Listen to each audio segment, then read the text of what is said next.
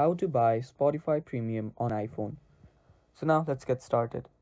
So if you open the Spotify app, and you will notice that if you are not subscribed or if you don't have the premium yet, you will get a premium option on the bottom right. But I am already on premium, so I don't have it. So if you check that premium out, you will find out that you can only buy Spotify Premium from the website. So you can't buy it from the app. So what you'll need to do is go to Safari and search for Spotify. After you search for Spotify, just open Spotify up, and on the top you will see get premium option. Tap on it. Now here, after you tap on it, you will see all the plans right here.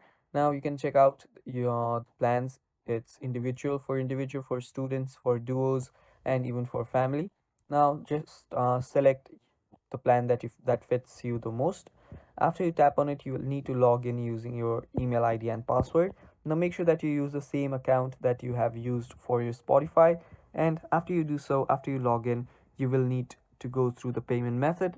Just go through the payment method, select a payment method and pay for it. And if you go back to your Spotify after that, you will notice that your Spotify now has premium. So it's that simple, guys. That is how you buy Spotify Premium on iPhone. Thanks for watching. That is all.